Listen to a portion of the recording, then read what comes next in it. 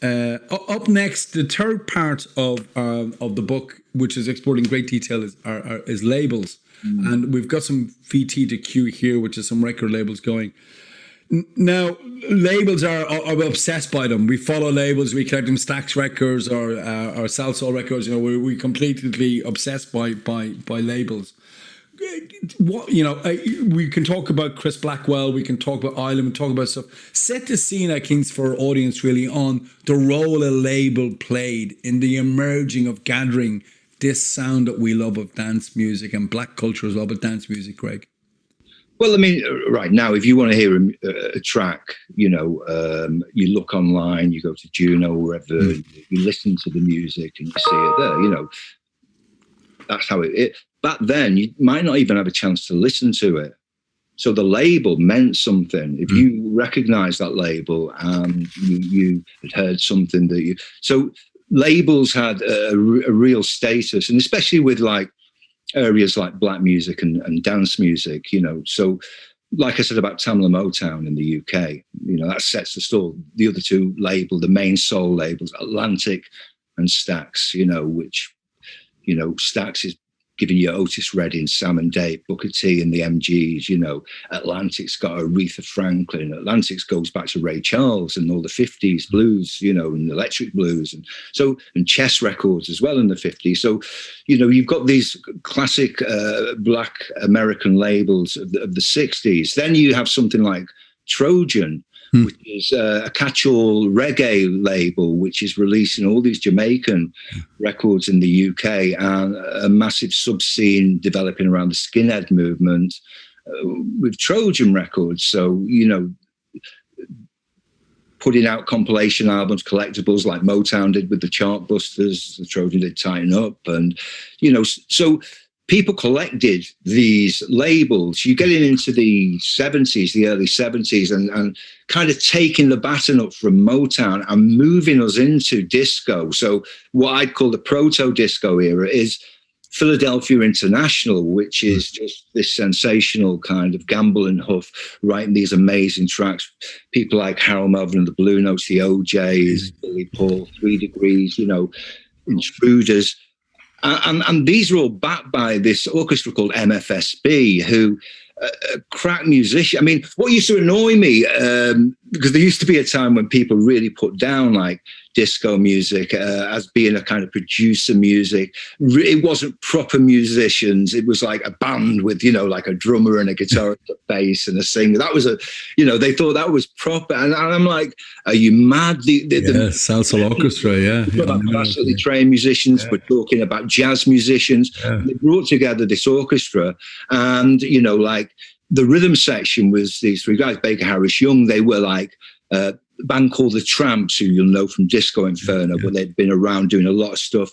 And they were the rhythm section of Philadelphia International Records. So all those, you know, the Love I Lost and all these great tracks that you're hearing, and even TSOP, The Sound of Philadelphia, which was Soul Train used as a theme, these are all the same musicians. And so, you know, this incredible kind of orchestra, MFSB, they got into like a little bit of a financial kind of dispute with the label. And at the same time, up coast in New York, Salsoul's come from a Latin direction and launched a label. They've got some money in their pocket. They get wind that these musicians are having a bit of a bad time, and they recruited them all. They took them. For the Salsoul Orchestra.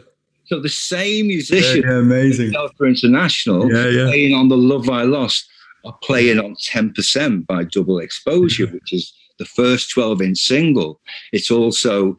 I double exposure. I'm glad you talked about it. I mean, I could talk about my... And it's also, just to say, that's also the track that Walter Gibbons, who was basically being kind of playing around with 2 copies of records and things like this, and editing. He edited to play in the clubs a version of 10%. Yeah. The record label got him to do that, and that is basically, you know, how he called it a disco blend. It's first remix in this, although it is more an edit, and that kind of set the ball rolling, because the 12-inch single emerges in 1976, a longer format, US DJs are mixing or blending these records together. Beat matching we're starting to kind of get some idea of this in the UK at this point. 78 is when it starts getting talked about. But we don't have the equipment. We don't have the vari-speed turntables. You start touching a deck and the needle's going to jump off, and it's not too clever. So most people stuck to the microphone, which was the British way of DJing. Literally a handful of people pursued it. The people like it. It's just stuck to the microphone in terms when DJs were talking between records. It wasn't continuous band. It wasn't continuous mixing. So yeah, well, there wasn't any to do it on. Yeah. In the UK, I mean, to be honest, Mike, I wouldn't say that the majority of DJs started to mix in the UK until the mid-80s. Because they had the 1210s or the emerging or belt drive turntables and the first techniques. That's we were catching up with the technology. Yeah. And returning back to labels and stuff, I mean, you talked on Harry Melvin and the Blues. Teddy Pendergrass was the drummer. And he didn't start out as the vocalist, but these were amazing musicians, and all of them. And then Teddy ended up being the vocalist, but he actually started off being the drummer. And he was at a sound. It's funny that everybody thinks Harold Melvin's, the vocalist. Yeah, no, it wasn't. It was Teddy Pendergrass, and Teddy started off as a drummer, believer, and Harold's big. But so labels have an important thing for curating stuff, and championing things. And I think we all know Motown and Salsoul and Ireland. What was your own label that first struck your passion, Greg? Because I think it starts with records and labels, and you're a great archivist and ambassador. But if you were to highlight one out of all of these that you wanted to share with the audience, what would that be? Tamla Motown. Tamla Motown. I'm a child of the 60s. That label was absolutely magical. You think of what was on it: Temptations, Marvin Gaye, Stevie Wonder, Diana Ross and the Supremes, Gladys Knight and the Pips, Junior Walker and the All-Stars. It just goes on and on. It's ridiculous. Martha Reeves and the Vandellas, it's just a crazy four tops. Yeah. These are massive artists, and they're all, not only are they on the one label, in a lot of cases, they're all from Detroit. Yeah. A hard industrial town as well, right? It's a tough town, Detroit, right? That's